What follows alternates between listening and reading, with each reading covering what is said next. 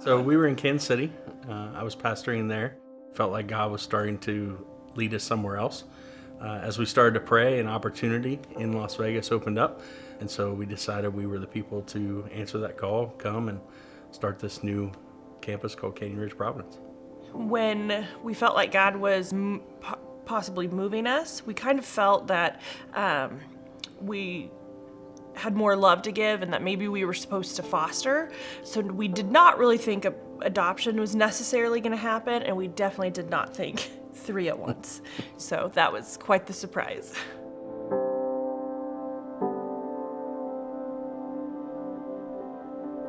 When we moved to Las Vegas, it was just the 4 of us. It was Jenna and I, Luke and Ethan. We moved into this home and ended up having extra bedrooms, and so every day we would kind of walk around and see that, wow, we have space. We have an opportunity here. We really felt like God laid it on our hearts that also meant potentially in our family helping other kids.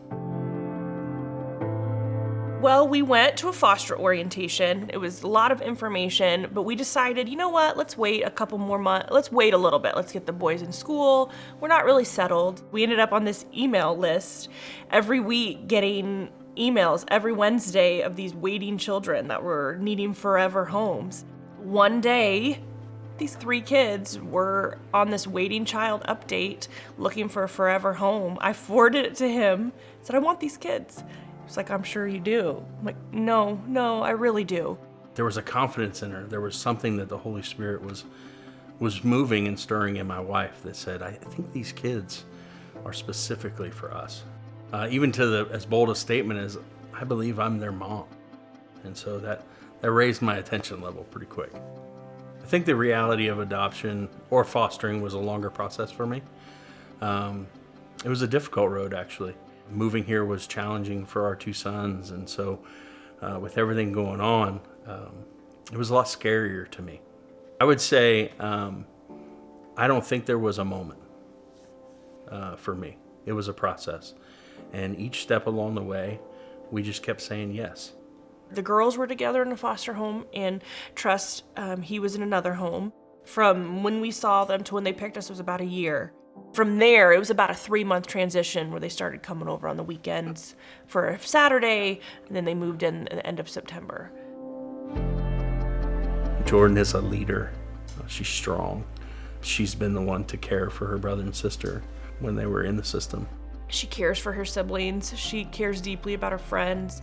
Just a really sweet kid. Trust is an 11-year-old boy. Incredible amounts of energy. Desires deeply to be loved, and he's easy to love. Just sweet and so silly. Loves to laugh, and so he's just a really good kid. Selena is our youngest. She's 5 years old. She has never met a stranger. Loves to just play with her toys and talks 24/7. She was the first one to call us dad and mom, which was very exciting and impactful for us.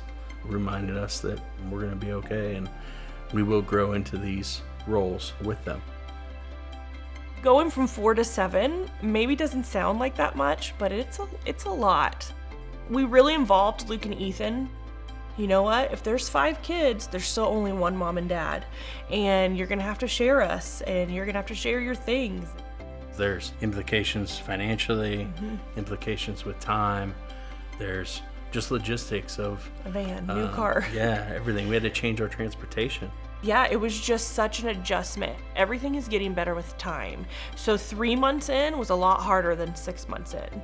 You know, a year from now is going to feel different than now. And I'm starting to get to where it's like, I kind of don't remember what it was like before. This is one of the reasons we're alive. This is the reason we came here, so that we could find Jordan and Trust and Selena, and they could find us.